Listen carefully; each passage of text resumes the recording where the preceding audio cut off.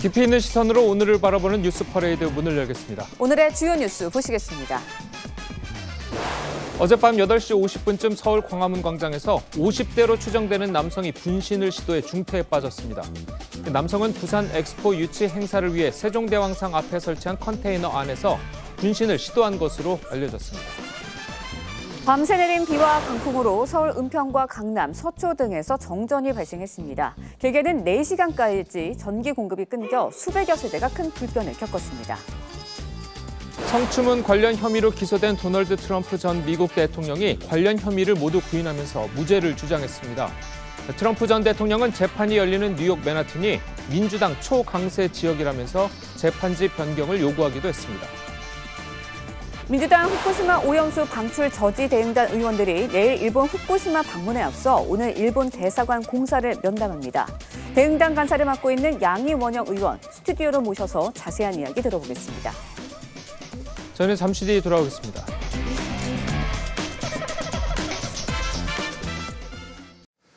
어젯밤 8시 50분쯤 서울 광화문 광장에서 50대로 추정되는 남성이 분신을 시도해 중태에 빠졌습니다. 이 남성은 부산 엑스포 유치 행사를 위해 세종대왕상 앞에 설치된 컨테이너 안에서 분신을 시도한 것으로 알려졌는데요. 전신에 2, 3도 화상을 입고 인근 병원으로 옮겨졌는데 현재 생명이 위독한 것으로 전해졌습니다. 경찰은 남성의 신원과 분신을 시도한 경위 등을 조사하고 있습니다. 배상윤 기자입니다. 컨테이너 위로 흰 연기가 쉼없이 뿜어져 나옵니다. 소방대원들이 물을 뿌리며 화재 진화에 나섭니다. 어제 오후 8시 53분쯤 서울 광화문 광장 세종대왕상 인근 컨테이너 안에서 50대로 추정되는 남성 A씨가 분신을 시도했습니다. 불은 순식간에 컨테이너로 옮겨 붙었습니다. A씨가 분신을 시도한 화재 현장입니다. 불이 난 컨테이너 건물은 화재 후에 철거됐고 현장에는 이렇게 잔해만 남았습니다. 불에 탄 컨테이너는 부산 엑스포 유치 행사를 위해 광화문 광장에 설치됐고 어젯밤 철거를 앞두고 있었습니다. 행사가 끝났는데 이제 철거할 수 있는 차가 밤 10시가 돼야지 올 수 있기 때문에 기다리고 있었던 거죠. A씨는 인근 병원으로 옮겨졌지만 전신에 2, 3도 화상을 입어 생명이 위독한 것으로 알려졌습니다. 저희는 병원에 이제 이송할 때까지는 의식이 있는 걸로 확인됐습니다. 전신 2, 3도 화상이라고 알고 있습니다. 경찰은 A씨의 옷에서 신분증이 발견되지 않아 신원 파악에 어려움을 겪는 것으로 전해졌습니다. 경찰은 화재 감식 결과 등을 바탕으로 A씨의 정확한 신원과 분신 경위를 파악할 예정입니다. TV조선 배상윤입니다. 밤사이 내린 비와 강풍으로 서울 시내 아파트 단지들에서 정전이 잇따랐습니다. 길게는 4시간까지 서울 은평구와 서초, 강남구 일대의 수백여 가구에 전기 공급이 끊겨 주민들이 불편을 겪었는데요. 빗물이 전력선으로 스며든 게 원인으로 추정이 됩니다. 박소영 기자입니다. 상점이 즐비한 번화가 골목이 어둠에 휩싸였습니다. 어제 오후 늦게부터 내린 비가 전력선에 영향을 주면서 서울 시내 곳곳에서 정전 사고가 잇따랐습니다. 서울 은평구 대조동의 주택가에 나와 있습니다. 어제 오후 9시쯤 이 일대에 전력 공급이 끊기면서 주변 870여 가구가 불편을 겪었습니다. 끊어진 고압선을 보수하느라 전기 공급은 오늘 새벽 1시가 넘어서야 재개됐습니다. 우리 가게 한 3분 동안 불 나갔고 이 앞에서 변압기가 펑 하고는 한 3분 정도 됐다가 바로 들어왔대요. 서울 강남구와 서초구에서도 어제 오후 8시 40분쯤 건설 현장에서 절연 사고가 발생했습니다. 한전은 건설 현장 안전을 위해 전력선에 씌운 덮개 내부에 빗물이 스며든 것으로 보인다고 했습니다. 이로 인해 인근 아파트 등 230세대에 2시간가량 전기 공급이 끊겼습니다. TV조선 박소영입니다. 오늘 새벽 대전에서 음주운전 차량이 사고를 낸 뒤 도주를 하다가 다시 차량 등을 들이받는 사고가 발생했습니다. 대전에서는 또 삼중 추돌 사고가 나서 어린이 보호 차량에 타고 있는 초등학생과 중학생 7명 등이 다쳤습니다. 윤슬기 기자입니다. 빗길에 검은색 차량이 속도를 내기 시작합니다. 그러더니 갓길에 주차된 흰색 차량을 들이받고 중앙 분리대로 돌진합니다. 이후 반대편 갓길에 있는 가드레일을 들이받은 후 멈춰섭니다. 사고를 낸 운전자는 30대 남성 A씨. 혈중 알코올 농도가 면허 취소 수준인 것으로 드러났습니다. 집에서 엄청 큰 꽝소리가 한번 들려가지고 창문을 봤어요. 근데 그 차가 바로 연이어서 닫았어요. A씨가 사고를 낸 건 오늘 새벽 0시 29분쯤. 대전의 한 도로에서 다른 차량과 부딪혔지만 그대로 도주했습니다. 이후 가드레일 등을 들이받고서야 멈춰섰습니다. 도로 한가운데 서 있는 어린이 보호 차량의 뒷 범퍼가 형체를 알아볼 수 없게 찌그러졌습니다. 또 다른 차량의 앞 범퍼도 마구 구겨졌습니다. 어제 오후 6시쯤 대전 서구의 한 아파트 사거리에서 차량 3중 추돌 사고가 났습니다. 이 사고로 당시 어린이 보호 차량에 타고 있던 초등학생과 중학생 등 7명이 인근 병원으로 옮겨졌는데 다행히 가벼운 부상에 그쳤습니다.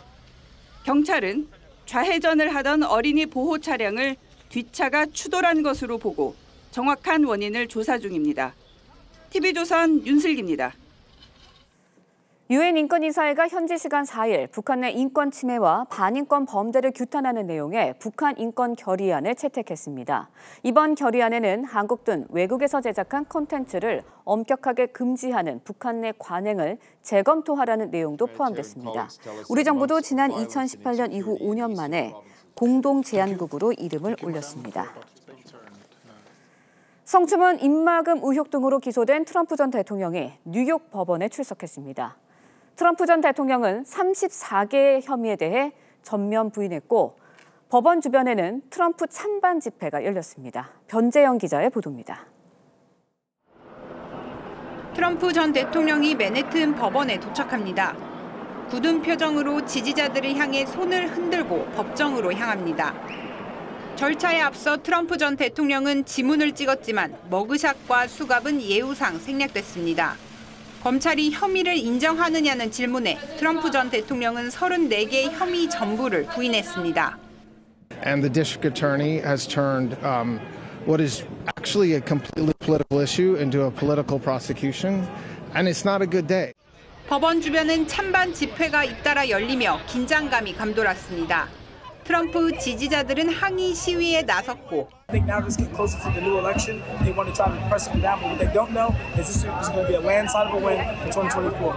트럼프 반대 시민들은 유죄를 주장했습니다. 법정에서 곧바로 플로리다 자택으로 향한 트럼프 전 대통령은 우리 시간으로 오전 9시 15분쯤 대국민 연설을 할 예정입니다. TV조선 변재영입니다. 화천대유 대주주 김만배 씨가 범죄 수익 390억 원을 은닉한 혐의로 오늘부터 재판을 받습니다. 검찰은 이 390억 원 중 일부가 이른바 50억 클럽에 흘러 들어간 걸로 보고 있죠. 알려졌다시피 50억 클럽은 대장동 사업을 도운 대가로 50억 원을 약속받은 걸로 의심되는 6명의 인사를 말합니다. 이 50억 클럽과 이재명 대표 언뜻 연결고리가 없어 보이지만 속사적은 그렇지 않습니다. 의혹을 받고 있는 6명 중 곽상도 전 의원은 기소돼 2심 판단을 기다리고 있고 박영수 전 특검은 압수수색을 받는 등 본격 수사 대상이 됐습니다. 검찰이 다음으로 정조준할 것으로 보이는 인물이 바로 권순일 전 대법관입니다. 김만배 씨는 권 전 대법관을 평소 형님이다라고 불렀고 대법관 퇴임 후에는 한 달에 1,500만 원을 주면서 고문으로 위촉했습니다. 또 권 전 대법관실을 8번이나 찾아갔는데 여기서 주목할 점은 방문 시점입니다. 대부분이 지난 2020년 있었던 이재명 대표의 선거법 위반 판결 전후에 이뤄졌습니다. 김만배 씨는 이 미묘한 시기에 왜 권 전 대법관을 찾아갔던 걸까요? 물론 제기되는 모든 의혹에 대해서 당사자들은 사실 무근이라고 주장하고 있습니다. 하지만 이와 반대되는 증언들이 잇따르고 있습니다. 일례로 남욱 변호사는 지난 2021년 검찰 조사에서 김만배 씨가 당시 이재명 경기지사의 선거법 위반 사건과 관련해 대법관에게 부탁을 했다는 이야기를 들었다고 진술했습니다. 또 남 변호사는 김 씨가 권순일 대법관에게 50억 원을 줘야 한다는 말을 하기 시작했다고도 했습니다. 그렇다면 선거법 위반 재판에서 권 전 대법관과 이 대표 사이에는 무슨 일이 있었던 걸까요? 당시 전원합의체 재판에서 유죄와 무죄는 5대5로 팽팽했습니다. 그런데 여기서 무죄 의견을 내 이 대표에게 유리한 결과를 이끌어낸 사람이 권 전 대법관이었습니다. 50억 클럽 수사가 본격화돼 김만배, 권순일 둘의 관계가 명명백백하게 드러날 경우 권순일, 이재명 둘 사이를 놓고 제기되고 있는 이른바 재판거래 의혹 역시 실체가 밝혀질 것이라는 게 검찰의 판단입니다. 윤수영 기자의 기사 보시고 관련 이야기 이어가겠습니다. 서울중앙지법은 오늘 범죄수익은닉 규제법 위반 등 혐의로 재판에 넘겨진 김만배 씨의 첫 공판을 엽니다. 앞서 검찰은 김 씨가 대장동 개발로 번 390억 원을 지난 2021년 10월부터 1년여 동안 수표나 소액권으로 바꾼 뒤 숨겼다고 보고 김 씨를 지난달 8일 추가 기소했습니다. 검찰은 또 김 씨가 지난해 12월 동창에게 142억 원 상당의 수표를 숨기게 하고 인테리어 업자인 지인에게 자신의 휴대폰을 훼손하도록 한 혐의도 적용했습니다. 김 씨는 부동산 투기 목적 등으로 농지를 사고 영농 경력을 허위로 기재한 혐의도 함께 받고 있습니다. 김 씨는 대장동 사업으로 성남시에 손해를 끼친 배임 혐의로 처음 구속됐다가 기한 만료로 지난해 11월 석방됐습니다. 하지만 범죄 수익 은닉 혐의가 추가로 드러나면서 지난 2월 재구속됐습니다. 김 씨는 지난달 31일 법원에 불구속 상태로 재판을 받을 수 있도록 보석을 청구한 상태입니다. TV조선 윤수영입니다.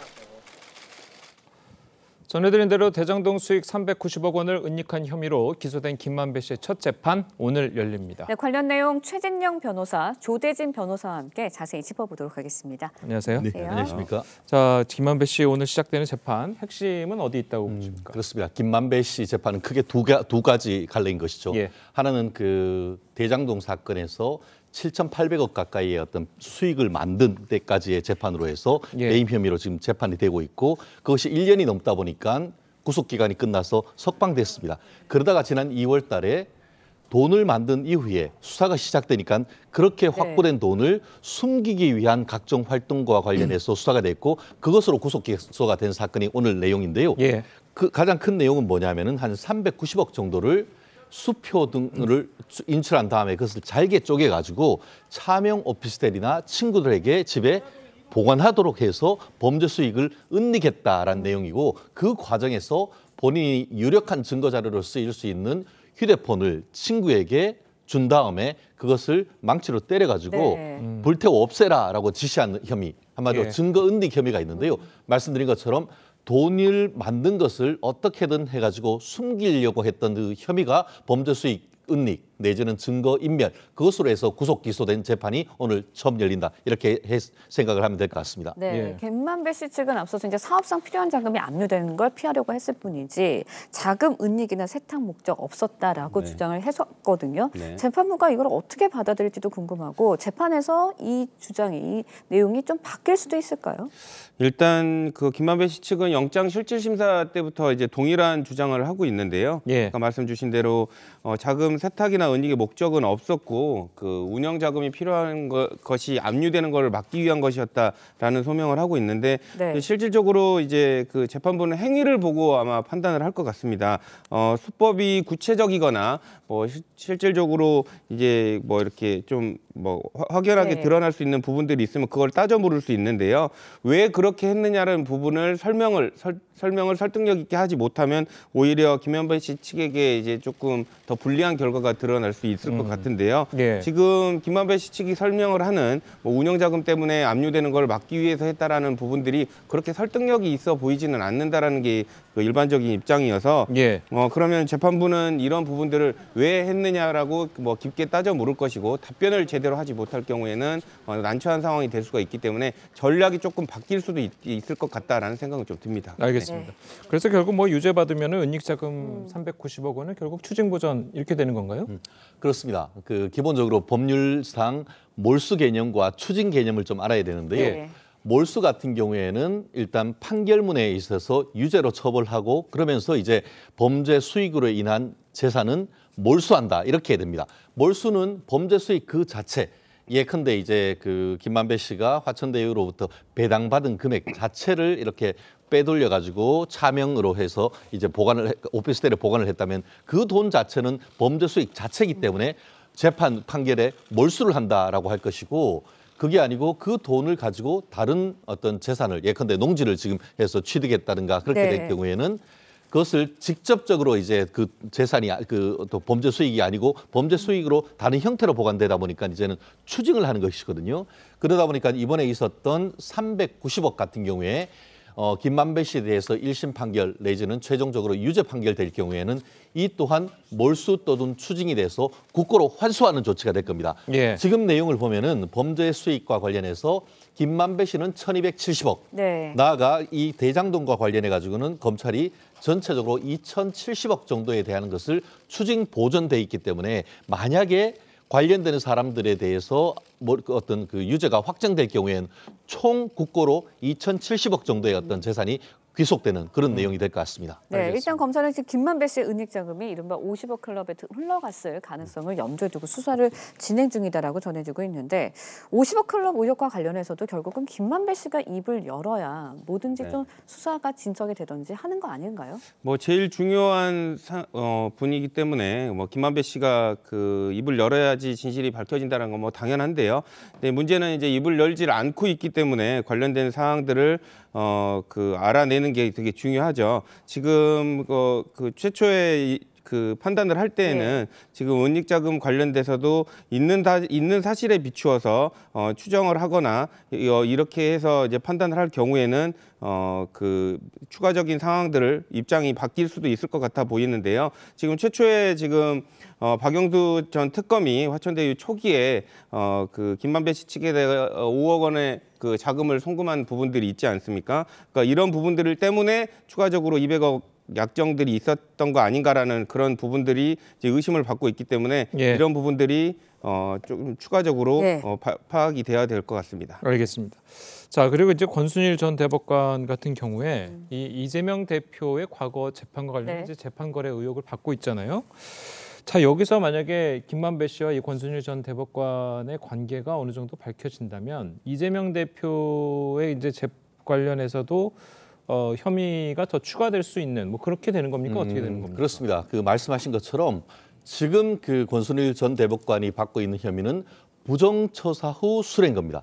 한마디로 2심에서 300만 원 벌금으로 해서 당선 무효형으로 선고된 것을 본인이 김만배로부터 50억 로비를 받고 판결 결과를 뒤집기 위해서 내부적인 대법관 회의에서의 어떤 로비도 하고 그 결과 실질적으로 이제 유죄가 무죄로 뒤집혔다라는 그런 혐의를 받고 있지 않습니까? 이렇게 될 경우에는 50억 자체에 대한 수뢰뿐만 아니고 경우에 따라서는 이재명 전 대표의 경기지사 선거와 관련되는 공선법 위반에 재판이 새로 시작될 수 있습니다.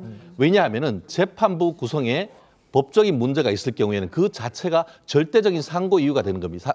경우에 따라서는 그것이 재심 사유가 되는 겁니다. 결국 만약에 이 부분과 관련해 가지고 이와 같은 것이 사실이라고 밝혀질 경우에는 단순한 이 부정처사 후 수뢰죄 문제를 넘어서 이재명 대표의 경기지사 선거 과정에서 공선법 위반 사건이 새로 시작돼서 재심 절차가 될 수 있기 때문에 이 부분은 단순한 권순일 전 대법관의 문제를 넘어서 이재명 대표의 추가적인 사법 리스크가 될 수 있는 부분이기 때문에 굉장히 귀추가 주목되는 사건입니다. 그 대법 판결이 나왔어도 재심이 가능한 건가요? 대법원 판결뿐만 아니라 1심이건 2심이건 어떤 판결이건 그 판결에 그 어떤 그 재판부 구성에 객관적인 문제가 있다든가 아니면 증인 얼마 전 같은 경우에도 뭐 그 이재명 그 대표가 유력한 그 사건의 유력한 증인에게 기억 안 난다, 잘 모르겠다 함에도 불구하고 수차례 어떻게 보면은 그 달리 증언을 해달라는 위증 교사 의혹으로 지금 추가적인 수사가 될 수 있다는 그런 내용이 있었는데 말씀처럼 설령 대법원 판결이라 한다 하더라도 그 과정에서 문제가 있을 경우에는 재심 사유가 될 가능성이 매우 높다고 봅니다. 알겠습니다. 네, 50억 클럽 의혹에 연루된 인물들 보면 이제 법률이 굉장히 밝은 분들이다 보니까 수사가 순탄치 않을 것이다라는 이야기도 있거든요. 네. 앞으로 수사 어떻게 전망하시나요? 뭐 말씀 주신 대로 이제 법률 전문가들이고 상당 기간 오랫동안 그 법 쪽에 그 재직했던 사람들이기 때문에 구체적이고 뚜렷한 증거가 없으면 당연히 부인을 할 것으로 보이고요. 뭐 인정하지 않을 것으로 보입니다. 그렇기 때문에 이러한 상황들을 뭐 수사기관도 뭐 잘 알고 있을 것이고 확실한 증거나 증언 뭐 이런 부분들이 뒷받침되지 않는다면 수사나 조사에 상당한 어려움을 가질 수밖에 없다라는 거를 충분히 인지하고 있을 것이기 때문에요. 이런 증거들을 확보한 뒤에 이를 전제로 해서 따져 묻는 이런 방식으로 수사가 진행되지 않을까 싶습니다. 예, 알겠습니다. 자, 오늘 두 분 변호사님 말씀은 여기까지 듣겠습니다. 잘 들었습니다. 고맙습니다. 예, 윤석열 대통령이 양곡법 개정안에 대해서 거부권을 행사했습니다. 윤 대통령의 거부권 행사는 취임 후 처음이고 지난 2016년 박근혜 전 대통령 이후 7년 만입니다. 네, 전형적인 포퓰리즘 법안으로 농촌 발전에 전혀 도움이 안 된다는 게 정부의 판단입니다. 홍현주 기자의 보도입니다. 국무회의를 주재한 윤석열 대통령은 양곡관리법 개정안이 제대로 된 토론 없이 거대 야당에 의해 일방 통과된 포퓰리즘 법안이라고 비판했습니다. 농업인과 농촌 발전에도 전혀 도움이 되지 않는 전형적인 포퓰리즘 법안입니다. 국무회의에서 제2요구안이 의결되면서 양곡법 개정안은 다시 국회로 넘어가게 됐습니다.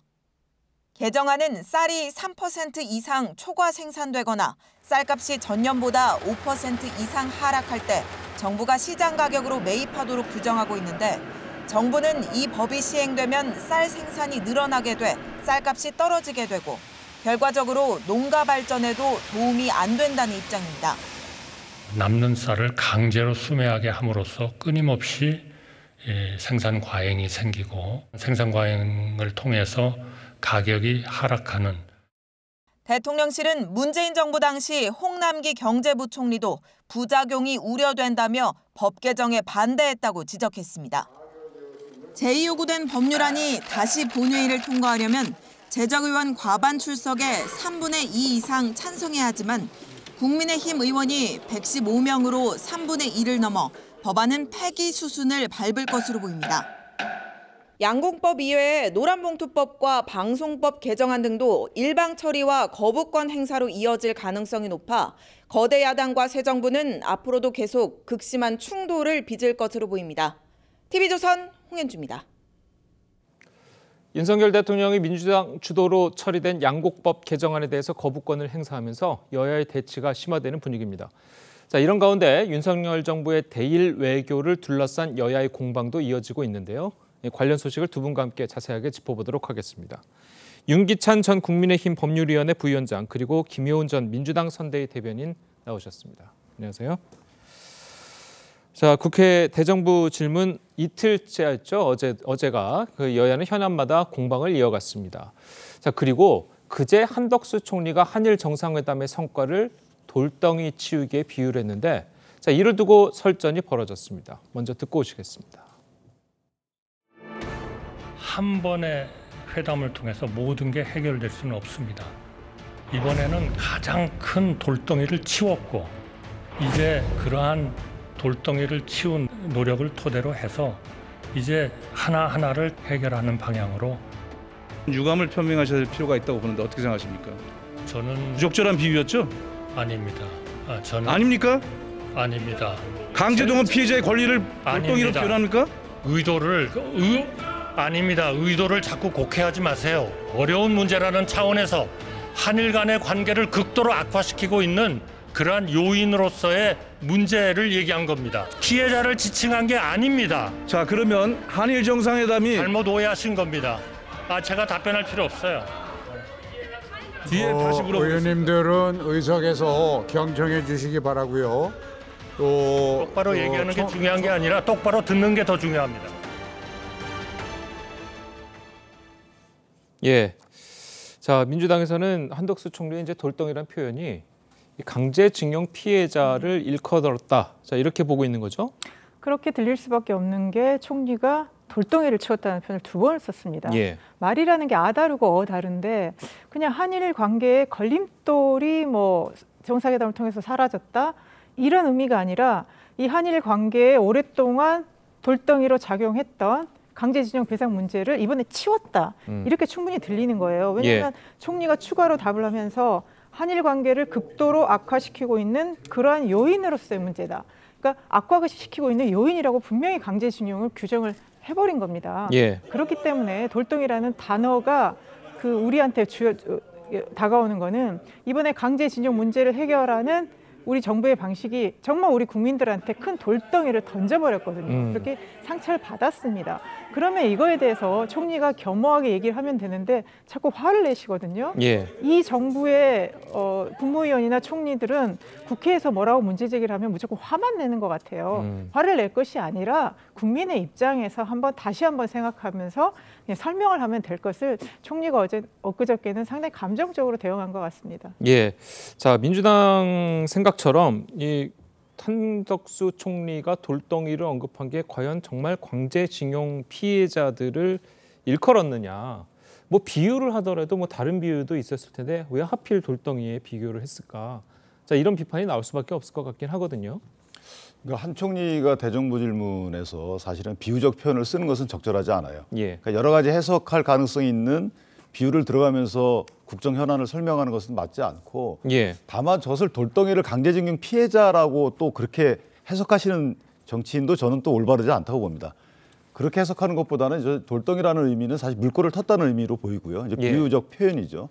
사실 강제징용 피해 문제는 여러 가지 첨예한 대립의 그 어떤 그 전선이었어요. 그런 표현이었던 것 같고 또 하나는 그런 문제를 정치적으로 활용하지 않았다라는 대통령의 결단을 의미하는 것일 수도 있는 것이거든요. 그러니까 강제징용 피해자에 관련된 대법원 판결 때문에 사실 이 문제가 되게 불거졌던 것이고 그 대법원 판결을 존중하면서도 또 일본과의 외교적 협력을 모색하려면 여러 가지 해법이 필요했고 그 해법의 일환이 이제 제3자 변제 아니었던 것이죠. 그렇다면 그런 것에 대해서 현실적 어려움을 민주당도 인정해 줘야 되는 것이고 그런 현실적인 어려움이 있었기 때문에 노무현 정부에서도 국가 재정으로 사실 징용 피해자분들한테 좀 어느 정도 배상을 해줬던 거 아니겠어요? 이런 현실적인 어려움과 외교적 어려움 등을 감안한 해석을 한다 그러면 강제징용 피해자분들을 지칭했다라고 해석하는 것은 조금 너무 나간 것이 아닌가. 다만 총리도 이 대정부 질문에서 듣는 분들은 국민이거든요. 그렇다면 충분히 설명할 의무가 있고 화를 낼 것이 아니고 겸손한 대답이 필요하다. 이 부분은 부적절하다고 생각합니다. 이게 말씀하신 것처럼 이제 한덕수 총리가 했던 이야기 중에 또 논란이 되는 것 중 하나가 아까 저희가 이제 방송을 통해서 보여드렸습니다만 똑바로 이야기하는 게 중요한 게 아니고 똑바로 듣는 게 더 중요하다. 자, 이렇게 이야기를 했거든요. 물론 뭐 격앙된 상태에서 나온 말이긴 합니다만 과연 이게 적절한 발언이었을까 하는 거는 좀 의문이거든요. 그러니까 작년에 총리가 총리 임명되신 후에 국민들한테 보여준 모습, 특히 국회에 와서 답변하는 모습을 보면 굉장히 실망스럽습니다. 뭐 여러 가지 사건이 있지만 작년에 영국 엘리자베스 2세 돌아가셨을 때 그때 조문을 우리가 제대로 못했다. 이런 거 가지고도 궁금하니까 과연 그러면 어떻게 진행이 됐냐라고 물어볼 때도 총리가 답변도 못하고 무슨 거짓 답변, 나는 모른다 이런 식인 거예요. 아무리 대통령제에서 국무총리가 무슨 의전 총리다 뭐 이런 얘기를 하지만 행정부를 통할하면서 국정을 이끌어 나가야 되는 총리거든요. 그리고 국민들한테 국정을 설명해 줘야 되는데 지금 윤석열 대통령이나 한덕수 총리나 한동훈 장관이나 모두 굉장히 야당에 대해서 적대적이면서 그 감정이 그대로 국민들을 무시한 행태로 나오고 있습니다. 그래서 한덕수 총리는 오랜 경륜과 연륜이 있는 그런 관료를 오래 하셨던 분이 최근에 보여주는 모습을 보면 상당히 좀 실망스럽고 이제 좀 총리로서 본연의 역할을 하시는 것이 그리고 국민들한테 차근차근 설명하시는 것이 이 국정 운영에 도움이 되지 지금 저런 태도는 전혀 국민들이나 정당 관계나 이런 것들에 도움이 되지 않는다 말씀드리고 싶습니다. 그런데 저는 총리의 답변 태도 분명히 문제가 있어요. 그리고 말도 이제 분명히 어휘를 정확히 표현하셨어야 되는 것도 맞는데 문제는 어떤 사안을 들을 때 그것이 강제적인 피해자분들이 들을 때 돌덩이라는 표현을 본인들하고 연결시킨 그 해석도 사실 문제가 있는 거예요. 우리가 소위 말하는 2차 가해라는 의미에 연결할 수 있는 거거든요. 그래서 그런 건 아니죠라고 물었으면 괜찮았을 것 같아요. 차라리 저 같으면. 이런 의미는 아니죠. 설마 그런 의미겠습니까? 이렇게 갔으면 여러 가지 의미 포석 측면에서 보면 정치적인 효과도 거두고 강제적인 피해자분들에 대한 예의도 갖추고 했는데 그걸 그렇게 단정하고 들어가니까 사실은 강제적인 피해자분들이 들을 때는 어느 분의 언행이 더 본인들한테 안 좋았을까라는 해석이 있지 않겠는가. 그러니까 결국 지금 대정부 질문을 쭉 보면 과연 정부 정책에 대해서 제대로 묻고 따지는가, 그리고 그것들이 국민들한테 충분히 설명이 되는 대정부 질문이 아니라 작년부터 계속 여야 갈등, 이 진영 갈등이 첨예하게 드러나면서 계속 어떤 작은 부분이랄지 말이랄지 이런 걸로 감정이 격화하는 그런 어떤 대정부 질문에 상당히 좀 부정적인 것들도 많이 보여지고 있는 것 같습니다. 예, 그래서 일각에서는 그냥 뭐 그런 돌덩이 관련해서 야당에서 질문을 했을 때 뭐 그건 아니지만 뭐 본인이 발언이 좀 곱게 됐으면 뭐 죄송하다라든지 좀 진실된 사과를 했으면 그냥 좀 넘어갈 수 있는 문제 아니었을까라는 이야기도 있거든요. 그러니까 아마 한 총리는 본인이 생각했던 것 이상의, 그러니까 본인이 상상할 수 없었던 아마 해석이 나오니까 그렇게 순간적으로 당황하고 좀 흥분했던 것 같은데 말씀하신 것처럼 국회는 그런 본인의 발언을 듣는 분은 해당 질문자가 아니고 사실은 국민이기 때문에 그런 그 현실을 좀 직시하고 앞으로는 겸손하게 대정부 질문에 응하는 것이 맞다 이렇게 생각합니다. 알겠습니다. 자, 그리고 어제 대정부 질문에서는요, 이 양곡관리법 문제를 두고도 한총수 총리와 야당 의원들 사이에 날선 공방이 이어졌습니다. 직접 들어보시겠습니다. 오직했으면 후쿠시마 명제는 사주고 우리 쌀은 못 사주냐, 그런 한탄이 있겠습니까? 가짜뉴스야! 윤석열 대통령이 끝내 국민을, 민생을 거부했으니 이제 우리 국민이 대통령을 거부할 것은 자명한 일입니다. 강제적으로 매년 시장 격리를 해야 할 이런 상황은 정말 그거는 농민에게 좋은 정책이 아닙니다.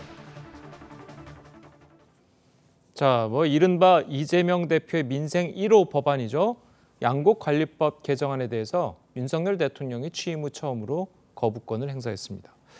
자, 대통령실에서는 문재인 정부에서도 반대한 법안을 왜 민주당이 밀어붙이고 있느냐, 자 이렇게 이야기를 하고 있거든요. 그러니까 양곡관리법에 대해서 민주당이 얘기한 게 작년부터였습니다. 상당히 오래전에 얘기가 됐었고요. 그런데 어제 대통령 거부권을 행사하면서 부작용을 여러 번 설명했지만 전혀 국회에서 논의가 되지 않았다, 밀어붙였다. 그러면서 우리의 농정 방향과도 맞지 않은 포퓰리즘 법안이라는 얘기를 했습니다. 대통령께서 야당을 비판하실 때 자주 쓰는 용어가 포퓰리즘이거든요. 이전에 문재인 정부의 건강보험 관련해서도 이제 포퓰리즘이라는 단어로 강하게 거부를 했습니다. 그런데 지금 양곡관리법과 관련해서 총리도 나서고 장관도 나서고 지금 정부는 굉장히 이거를 공격을 하면서 마치 남아도는 쌀을 정부가 다 의무로 수매해주고 그리고 앞으로 쌀 재배 면적이 늘어나도 다 해줄 것처럼 이렇게 국민들한테 지금 잘못 알려지고 있는 겁니다. 이번에 여야가 협의를 했고 의장이 합의한 수정안에 의하면 그런 어떤 제어 장치를 해뒀습니다. 우리가 이제 시장에서 쌀을 격리하는 건 이전부터 있었고요. 최소한의 장치도 해놨고 타 작물 전환에 대한 거랄지 이런 것들을 규정했음에도 불구하고 지금 온 정부는 지난번부터 계속 그랬죠. 이거는 우리가 계속 거부할 거야 이런 얘기를 하면서 지금 여론전을 펼치고 있는데 그러면 윤 정부의 농정의 방향은 무엇인지 그거를 밝히면서 앞으로 어떻게 해나갈 것인지 우리의 식량 자급이랄지 농업 기반이랄지 이런 거를 어떻게 할 것인지에 청사진을 내놓고 나서 그다음에 비판을 하는 것이 맞는 것 같습니다. 그러니까 이 법안 자체가 이제 절차적인 측면은 따지지 않겠어요. 윤미향 의원이 안건 조정위를 무력화시키기 위해서 민주당을 편들었다 이건 따지지 않겠습니다. 법안의 내용 보면 사실은 제도적 기능이 뭔지를 모르겠다는 것이죠. 지금도 양곡관리법은 있습니다. 그래서 수매도 합니다. 하는데 그것은 의무적으로 하는 게 아니고 그때 수요량을 봐가면서 하고 있거든요. 그런데 이것을 의무적으로 다 사게끔 하는 겁니다. 그런데 이제 취지가 뭐냐면 농민의 소득 안정인데 과연 이 가격이 그럼 이 수매를 하게 되면 가격이 유지될 것인가에 대한 문제도 있어요. 시장가로 사거든요. 그러면 수요보다 분명히 수요량과 공급량에서 가격이 결정된 이후에 정부가 뛰어들어서 사게 되면 결정된 가격으로 사는 거예요. 그러면 농업소득 가격을 유지시켜주는 기능이 없는 것이고 또 하나 식량 안보 말씀하시는데 현재 식량 자급률이 44%입니다. 이것은 밀콩 등 수입 작물을 대체화해서 쌀 대신 심도록 장려해야 되는 것인데 여기에 대한 대책에도 역행한다는 것이죠. 같은 법안에 사실 이율배반적인 제도가 두 개 다 들어가 있단 말이죠. 그래서 이것은 어찌 보면 처분적 법률이라서 특정 계층에 약간 표를 얻기 위한 포퓰리즘 법안이다라고 대통령이 해석하는 것이고 이 대통령의 해석에 사실은 크게 잘못은 없다고 봐요. 왜냐하면 문재인 정부 시절에도 이런 법안이 추진됐지만 여러 가지 이유로 이것을 안 했단 말이죠. 그런데 왜 지금 와서 하느냐. 여건이 변했느냐. 변한 적이 없는데도 불구하고 이것을 왜 밀어붙이느냐. 이것은 사실 표를 의식한 입법이라고 볼 수밖에 없는 것이고 대통령 입장에서는 이런 입법 남용에 대해서는 헌법상 기능인 이의권을 행사할 수밖에 없는 것이죠. 제2요구권. 따라서 이 부분은 민주당이 조금 고민해 볼 필요가 많은 법안 내용이다 이렇게 생각합니다. 자, 어쨌든 뭐 민주당은 거부권을 행사했을 만큼 제2결을 다시 추진한다는 입장인데 이 제2요구된 법률안을 본회의에 통과시키려면 기존 법률안과는 좀 다르지 않습니까? 이 제적의원 과반 출석에 그 과반 출석의 3분의 2 이상이 이제 찬성을 해야 되는데 자 이렇게 되면은 좀 어떻게 좀 국민의힘의 도움이 좀 필요하지 않겠습니까? 물론 이제 통과하는데 요건은 이제 강화됐죠. 그렇지만 민주당은 원칙대로 절차대로 진행한다는 입장입니다.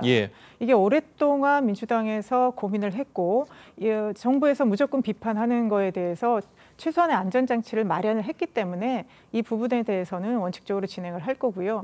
그러면 새로운 법을 만들 때 그러면 정부의 안이 있다면 정부가 정말 바람직한 농정의 방향을 갖고 있다면 그것도 같이 얘기를 하면서 새로운 대안을 마련하는 거 그렇게 해서 다시 어떤 우리 이 법을 가지고 추진을 할 거고요. 그리고 쌀 문제뿐만 아니라 다른 작물이랄지 전반적인 농업인의 소득을 보장하는 여러 가지 관련 법들을 한꺼번에 논의할 수 있는 계기가 되기 때문에 정부나 여당은 무조건 이것이 포퓰리즘이다, 논의할 수 없다 이렇게만 생각할 것이 아니라 정부안을 가지고 또 여당안을 가지고 서로 이렇게 논의하는 그런 과정들이 앞으로 진행이 될 것 같습니다. 근데 하나 제가 말씀드리고 싶은 게 현재도 농업소득보전법 등이 있어요. 직불금이라고 들어보셨죠? 그러니까 직불금이 약간 변해서 여러 가지 그러니까 농가의 생산비를 보전해주는 형식의 농민들도 그걸 원하는 거예요. 생산비를 보전해달라는 것이거든요. 그럼 생산비 보전 취지의 직불금 제도 분명히 있습니다. 그러니까 여러 가지 이렇게 타겟팅 해가지고 뭐 첨단 산업을 육성한다든가 농업의 산업화를 위해서 어떤 정책을 핀다든가 이런 다각화하는 정책이 필요한 것이고 만약에 이런 필요성을 느낀다 그러면 민주당 입장에서도 제2요구안을 상정하기 이전에 제가 볼 때는 조금 변경해서 또는 이거를 갖다가 뭐 개정 취지를 살리든가 해서 국민의힘과 상의하는 절차를 거치는 것이 국민적 시각에서 볼 때는 책임 있는 다수정당의 태도가 아닌가 이렇게 생각합니다. 그러니까요. 그런데 그런 지금 여야의 논의가 전혀 안 되는 분위기가 양곡관리법을 민주당이 추진한다고 하니까 계속 대통령실에서는 거부권을 행사할 것이다라는 얘기가 몇 달 전부터 나왔고 그리고 제2요구가 되기 전에도 총리가 앞장을 서서 내가 뭐 총대 메고 하는 것처럼 그렇게 계속 했습니다. 그리고 장관도 지금 거짓 자료나 해명을 했다라는 것이 민주당에서 문제 제기하고 있는 거거든요. 뭐 농민단체 뭐 40개가 반대하고 있다는 등, 그다음에 통계가 어쨌다는 등 계속 저런 식으로 나오게 되면 과연 정부와 야당이 서로 대화할 수 있는 여지를 열어놓지 않은 이게 정말 문제이기 때문에 저는 정말 우리 모두 다 농민을 위하고 국민을 위하고 식량을 위한 것이라면 진짜 원점에서 이 정쟁은 내려놓고 다시 합의하는 거 그리고 이거의 주도는 저는 정부가 더 먼저 다가와야 된다. 저는 그렇게 보여집니다. 근데 사실은 이제 선호가 바뀌었어요. 왜냐하면 농해수위에서 안건 조정이 90일간의 논의 과정도 생략했잖아요. 윤미향 의원을 끼워 넣으면서 4대1로 만들어가지고.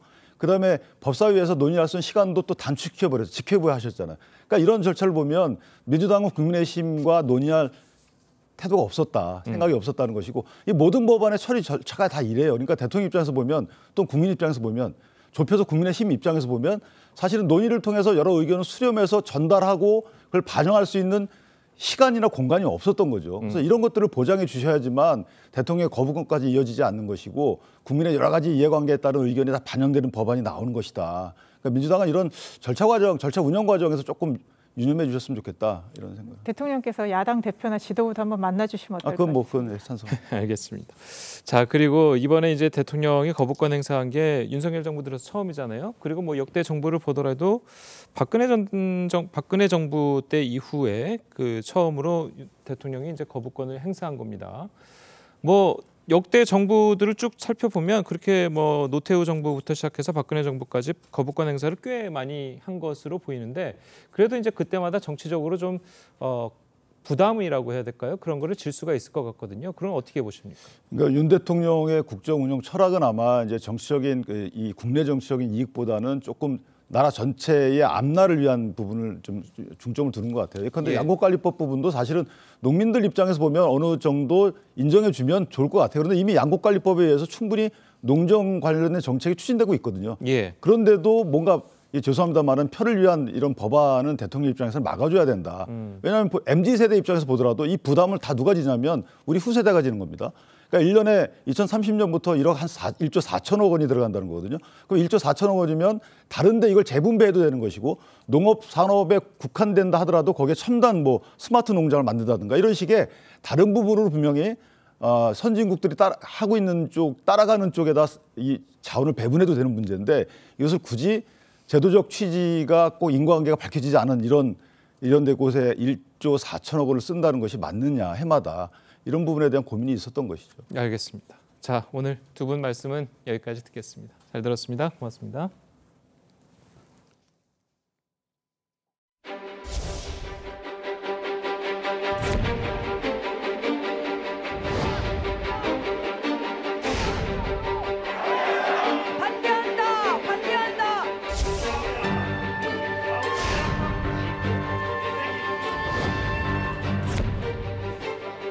정부 여당이 하지 않으니 더불어민주당이 후쿠시마에 갑니다.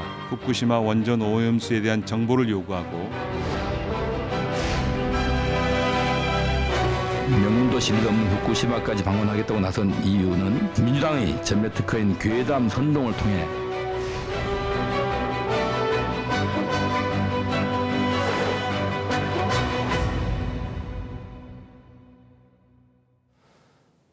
보신 것처럼 후쿠시마산 수산물 수입 문제와 오염수 방출을 둘러싼 논란이 뜨겁죠. 자, 민주당 의원들이 내일 후쿠시마를 직접 방문할 계획입니다. 자, 일본 방문에 동참하는 양이원영 의원 직접 스튜디오에 모셔서 자세한 이야기 들어보도록 하겠습니다. 안녕하세요. 네, 안녕하세요. 자, 의원님께서는 지금 후쿠시마 오염수 방출 저지 대응단이라는 그 단체에 이제 소속해서 활동을 하고 계신데, 자, 이 당내 이 단체가 정확히 어떤 일을 하는 단체입니까? 네, 우선 첫 번째 후쿠시마 방사성 오염수가 안전한 상태인지에 대해서 자료를 확보하는 게 첫 번째입니다. 자료를 확보하고 그 안전성을 과학적으로 확인하는 작업을 하는 게 그 첫 번째고요. 그리고 두 번째는 이 방류가 되게 되면 방류를 우리가 그냥 암묵적으로 동의하게 되면 후쿠시마 현을 비롯한 주변 8개 현의 농수산물 방사능 오염 가능성이 높기 때문에 그렇겠죠. 수입 금지를 우리가 했는데 그 수입 금지 조치가 사실 명분을 잃게 되거든요. 그래서 그것도 수입 금지 조치가 유지가 계속되도록 하는 거고, 그리고 세 번째로는 이런 걸 확인을 해서 만약에 문제가 된다고 하면은 어쨌든 안전성을 확인하기 전까지는 방류하지 못하도록 어쨌든 촉구하고 여러 가지 행동을 하는 것, 이 세 가지가 가장 중요합니다.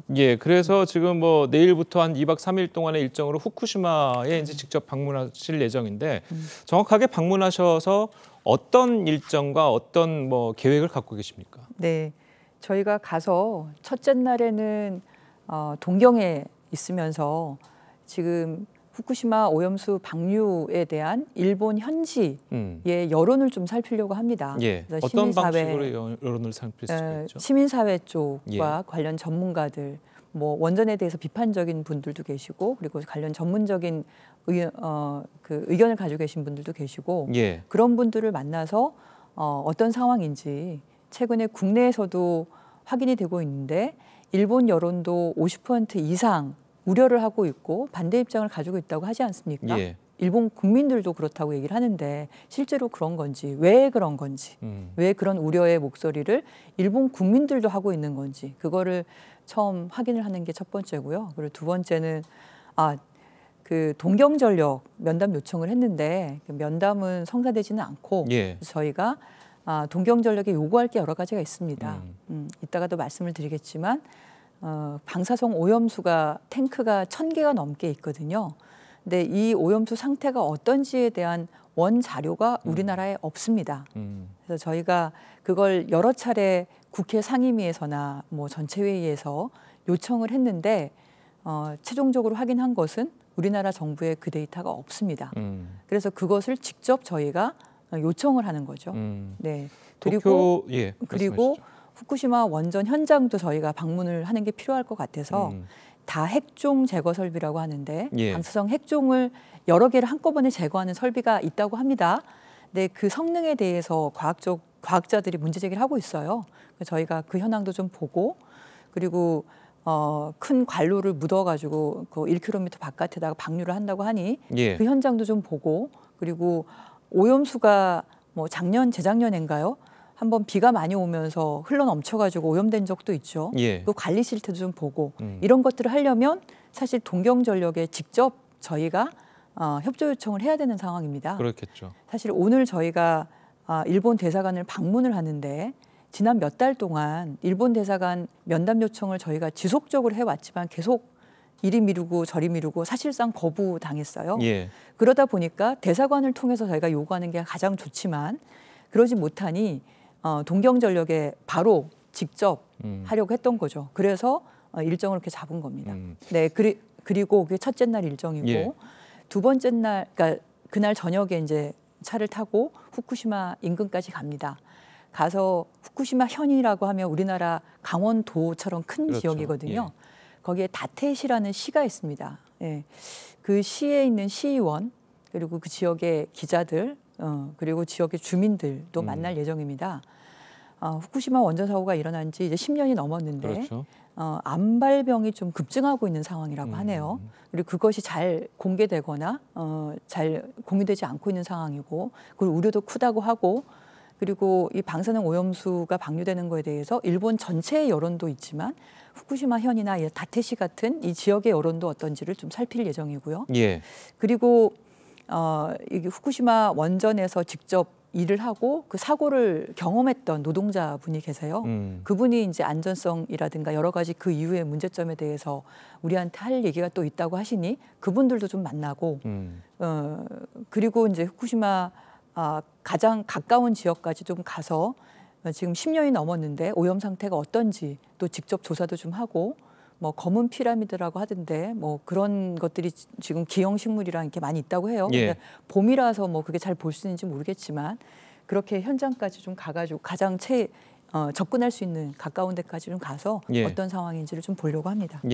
자, 그런데 이제 의원님 말씀을 들어보면 이제 가장 핵심적인 내용이 이제 도쿄전력과의 만남과 도쿄전력으로부터 자료를 받아내는 것이 이제 굉장히 중요한 것으로 이제 보이는데 일단 도쿄전력은 이번 방문에서 만나지 않겠다고 이제 거부를 했고 과연 자료도 이렇게 거부를 하는 도쿄전력이 한국의 국회의원들이 요구를 한다고 해서 자료를 순순히 내놓을까 이 부분도 좀 걱정이거든요. 그 부분은 어떻게 보십니까? 그래서 오늘 그나마 일본 대사관의 공사 면담이 이루어진 게 다행이라고 생각을 합니다. 그러니까 저희가 그동안에는 계속 문서만으로 했거든요.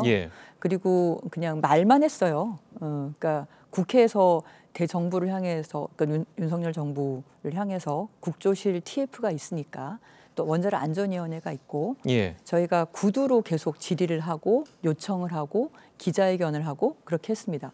일본 대사관도 벌써 몇 달 전이죠. 한 5달 전부터 계속 공문을 보내고 전화로 확인하고 면담을 계속 요청을 했어요. 근데 결국은 안 되다가 이번에 그래서 안 되겠다 그러면 항의 방문하겠다 이렇게 바꾼 거예요. 면담 요청을 한다 그랬다가 항의 방문으로 우리가 직접 가겠다 그랬거든요. 그제서야 연락이 온 겁니다. 면담을 하겠다. 물론 대사 면담은 아니지만 공사 면담을 하겠다. 그러니까 이제는 더 이상 말만으로는 되는 상황이 아니다. 저희가 이 활동을 시작한 지가 벌써 작년 9월부터니까요. 관련한 토론회도 지금 몇 차례를 했고 그리고 대정부 질의라든지 상임위 질의라든지 관련 자료 요구라든지 이걸 여러 차례를 했어요. 그래서 그 과정에서 뭐 피지를 비롯한 태평양 18개 국가들은 모여서 이제 PIF라는 포럼을 만들어져 있는데 태평양 연안국가 포럼이라고 여기에 이제 자문을 하는 6명의 과학자들이 있어요. 그 과학자분들하고도 저희 국제회의 토론을 했거든요. 근데 그분들은 이미 동경전력으로부터 이 방사능 오염수에 대한 샘플링 자료를 가지고 계시더라고요. 그리고 그 샘플링 자료가 상당히 심각하게 문제가 있다. 과학적으로 일관성도 떨어지고 실제로 그 샘플링을 제대로 했는지도 의문이다. 보통 오염수가 있으면 이제 바닥에 하수 슬러지처럼 쌓여 있는 것들도 있는데 그걸 골고루 잘 섞어서 이렇게 해야지 샘플링이 되는 건데 그렇게도 하지 않고 그리고 1000개가 넘는 탱크 중에서도 극히 일부고 그러니까 그래서 이게 처리가 잘 됐다고 보기가 굉장히 어려운 그런 데이터를 확보해서 추가로 동경전력에 자료를 요구하고 있다. 이렇게 저희가 얘기를 듣고 저희가 우리 정부한테 연락을 했더니 우리 정부는 안 가지고 있는 거예요. 그래서 제가 그 전문가들한테 저희가 그 정보 좀 공유할 수 없겠습니까 했더니 우리는 그 나라로부터 받은 거기 때문에 그걸 제공할 수 없다. 당신 나라는 당신 나라가 하면 되는 거 아니냐라는 얘기까지 저희가 들었습니다. 사실 굉장히 자존심이 상했는데 이런 것까지 듣고 있는 상황에서 그럼 그 다음에 해야 될 게 뭐겠습니까? 아무리 국회의원이 질의를 하고 자료 요청을 해도 없고 그리고 우리나라 정부에서 뭐 일본 정부에다가 요청했다고 말하는데 실제로 요청을 했는지도 전혀 확인이 안 되는 거고요. 그래서 동경전력에 직접 가서 저희가 요구사항을 전달이라도 할 생각입니다. 알겠습니다. 그렇게 조금이라도 움직여야지 진전이 있지 않을까. 오늘 우리가 공사 면담이 이루어진 것처럼.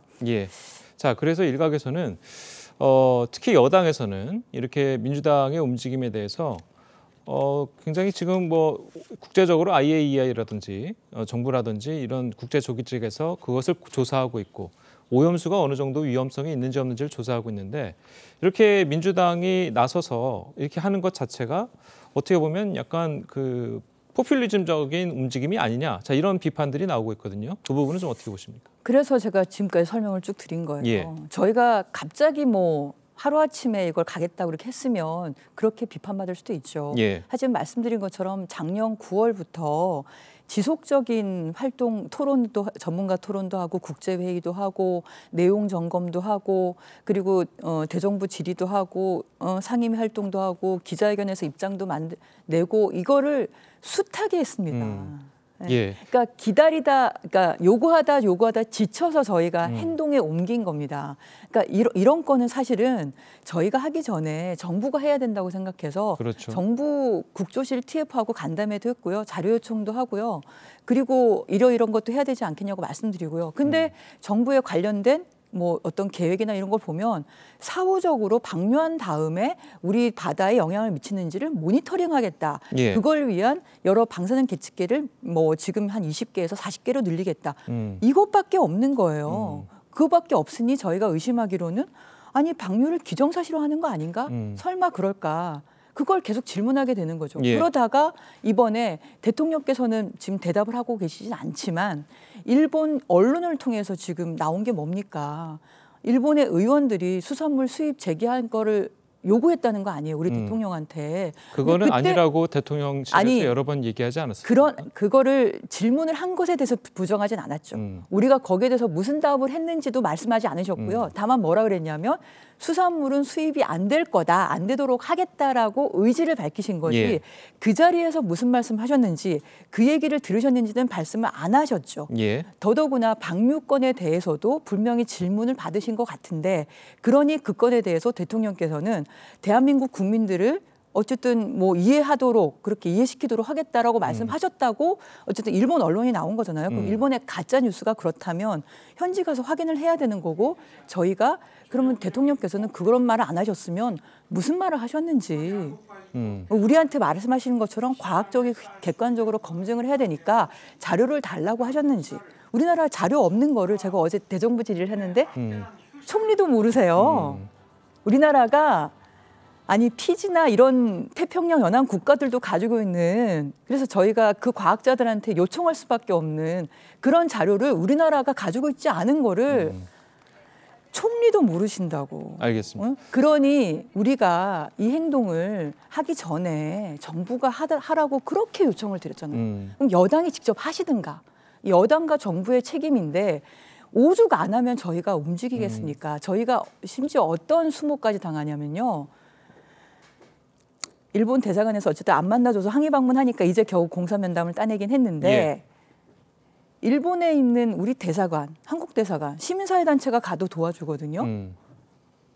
거기서 처음에 협조를 안 해가지고 저희가 기자들하고 만나는 회의실도 따로 마련해 보려고 노력하고 그러니까 야당으로서의 수모가 있거든요. 이게 얼마나 어려운지 알고 있습니다. 그러니까 오죽했으면 이렇게 우리가 나설까라는 거를 그래서 저희가 이번에 가도 한 번에 다 해결되지 않거든요. 여기 한 번에 어떻게 다 해결되겠습니까? 네. 그러니 정부 여당에서도 저희 다음에 또 하시면 되잖아요. 그리고 지금 4월부터 8월 사이에 방류를 한다고 결정을 했잖아요. 정말 임박했거든요. 그러니까 임박하기 전에 해결을 해야 되는 거고 방류할 때 무슨 행동하는 게 어떤 의미가 있겠습니까? 물론 마지막까지 저희가 뭐라도 해야 된다는 생각을 하지만 오죽하면 여기까지 왔는지를 한번 생각해 보시기 바랍니다. 알겠습니다. 예. 자, 끝으로 좀 짧게 좀 대답을 저희가 시간이 다 돼서 짧게 좀 대답을 좀 부탁드릴게요. 그래서 지금 의원님이 말씀하신 것처럼 이렇게 후쿠시마 오염수가 이제 위험하니 방류를 중단시켜야 된다라는 게 이제 목적이신데 위험하니라기보다 안전성이 확인되지 않았으니 그러니까요. 우리는 그 방사능 오염수의 원 데이터도 가지고 있지 않으니 우리나라 대한민국 안전 주권을 전 발의를 해야 된다. 그렇죠. 그러니까. 그거를 뭐 제3자 어떤 다른 나라 아니면 다른 국제기구 그건 여러 나라들이 모여서 하는 거고 우리나라처럼 최인적 국가도 아니에요. 그러니 저는 대한민국 안전주권을 발휘하자. 그 말씀을 드린 겁니다. IAEA가 이제 조사를 해서 만약에 안전성이 뭐 충분하다라고 이제 결과를 내놔도 우리가 직접 조사하기 전까지는 그걸 인정하지 않으실 겁니까? 안전주권이 중요하다 생각하고요. 그리고 IAEA는 전 사무총장이 일본 분이셨고 예. 지금도 그 최종 결과가 나오기 전에 계속 그렇게 얘기를 하잖아요. 별로 문제가 없는 거고 방류는 기정사실화하는 것처럼 이렇게 얘기를 이미 하고 있어서 예. 이걸 믿을 수 있을지에 대해서도 의문인 거고요. 그리고 IAEA라는 조직 자체가 원자력 기구라서 원전을 운영하는 데에서 여러 가지 방출되는 방사성 물질에 대해서 별 문제가 없다고 그동안 입장을 밝혀왔던 데이기 때문에 예. 제가 여쭤보고 싶은 거는 청산가리는 농도 이하면은 크게 문제 없을 수 있거든요. 그래서 그 넓은 수영장에 청산가리가 한 방울 떨어졌는데 거기에 우리 아이를 수영하게 내버려 둘 겁니까? 만약 그걸 내가 알고 있으면. 그러지 않을 거잖아요. 그것과 같은 거예요. 안전이라는 것은 물론 과학적인 안전도 필요하지만은 심리적인 것도 있는 거고 우리나라 수산업 전체가 미치는 영향도 있는 겁니다. 근데 그걸 종합적으로 사고하시는 게 국가 지도자의 역할이라 생각하고요. 그리고 또 한 가지 더 말씀을 드리고 싶은 게 광우병 괴담 계속 얘기를 하시는데 우리나라에 수입되는 미국산 쇠고기는 30개월 미만만 수입이 됩니다. 왜냐하면 30개월 이상에는 그리고 특수 부위에는 프리온 단백질이라고 광우병을 유발하는 단백질이 포함되어 있기 때문에 예. 우리가 광우병 촛불 집회를 통해서 그걸 막은 거죠. 그 어떻게 보면 협상 권한을 높였기 때문에 그래서 우리는 지금 안심해서 그 30개월 미만의 미국산 소고기를 먹을 수 있다. 이건 괴담이 아니라 과학이다. 마찬가지로 이 건도 과학적으로 데이터를 확보하는 것부터 시작하자. 그렇게 말씀드리고 싶습니다. 예, 알겠습니다. 예. 자, 오늘 일본 공사관 방문 잘 하시고요. 내일부터 뭐 3박 4일 일정도 잘 소화하시길 바라겠습니다. 자, 오늘 말씀 감사합니다. 네, 감사합니다.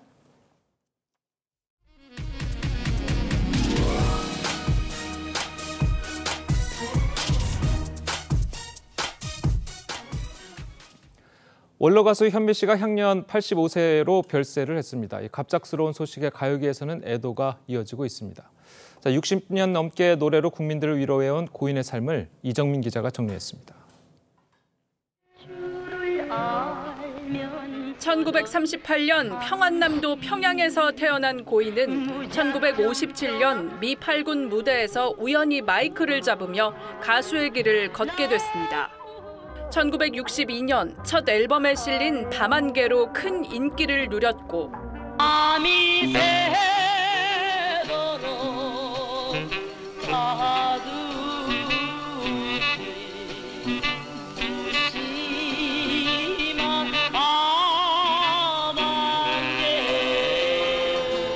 이후 발표한 떠날 때는 말없이, 몽땅 내 사랑, 이산가족의 아픔을 노래한 보고 싶은 얼굴까지 특유의 힘있고 호소력 짙은 목소리로 전쟁의 상처와 가난에 시달리던 국민들을 위로하며 최희준, 한명숙 등과 함께 60년대를 대표하는 가수로 손꼽혔습니다. 66년을 쉬지 않고 노래해온 고인은 최근까지도 방송과 공연 등 왕성한 활동을 해왔습니다. 남아저 은퇴하면 이제 60년대 가수 다 없어지잖아. 그러니까 나는 악착같이 할 거야.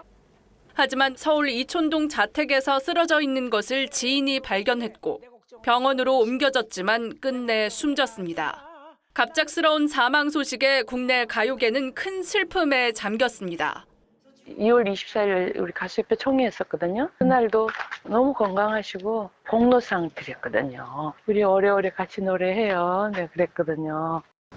고인은 현재 중앙대학교 병원 장례식장에 안치돼 있으며 미국에서 두 아들이 귀국하는 대로 빈소가 차려질 예정입니다. TV조선 이정민입니다. 네, 렌즈에 담긴 그 순간 그 의미를 짚어보는 시간이죠. 사진기자가 선택한 아침의 한 장입니다. 오늘은 조선일보 사진부 이태경 기자와 함께합니다. 안녕하세요. 오늘 아침에 볼 사진 어떤 건가요? 네, 오늘 식목일이죠. 식목일을 맞아 전국 곳곳에서 어린이부터 어른까지 나무를 많이 심는데요. 현장 모습 사진으로 만나보겠습니다. 조금 이르게 식목일을 맞은 사람들도 있었습니다. 지난 3월 말인데요. 서울 강서구 일대에서 조팝나무를 심고 있습니다. 이들은 왜 일찍 나무를 심었을까요? 지구온난화로 지구의 평균 온도가 올랐기 때문에 식목일이 제정된 1946년 4월보다 현재의 4월이 더 덥기 때문이라고 합니다. 지난 주말에는 산불 피해를 입었던 동해에서 신혼부부들이 나서 3번 나무와 소나무를 심었습니다. 무료로 묘목을 나눠주는 행사장에는 정말 많은 사람들이 찾아왔습니다. 네, 정말 일찍부터 나무를 심는 사람들이 많은 것 같은데요. 외국인들도 나무 심기에 동참했다고요? 네, 외국인 유학생들도 나무를 심기 시작한 건데요. 영남대 외국인 유학생들입니다. 영남대 경산 캠퍼스에서 나무 심기 행사가 열렸습니다. 행사에 참가해 정성스럽게 묘목을 심고 있습니다. 외국인뿐만 아니라 어린이들도 나섰는데요. 서울 서초구에서는 어린이들이 고사리 손으로 화단에 꽃을 심으며 식목일을 기념하고 있습니다. 네, 봄철 산불 소식이 많은 요즘인데요. 나무 한 그루, 꽃 한 송이가 더욱 소중하게 느껴집니다. 지금까지 아침의 한 장이었습니다. 네, 현재 전국 대부분 지역에 비가 내리고 있습니다. 서울 등 내륙 지역으로는 시간당 5mm 미만 정도가 이어지고 있지만 제주 산간과 전남 남해안에는 호우특보가 내려진 가운데 시간당 30mm 안팎의 매우 강한 비가 집중하고 있습니다. 비와 함께 전국적으로 바람도 강하게 불겠는데요. 제주와 충남, 호남 해안으로는 강풍주의보도 내려져 있습니다. 비바람으로 인한 피해 없도록 시설물 점검 철저히 하시고 교통 안전에도 유의하시기 바랍니다. 앞으로 남해안과 지리산 부근, 제주 산지를 중심으로 많은 비가 집중하겠습니다. 내일까지 제주 산지로는 200mm 이상의 많은 비가 더 내리겠고요.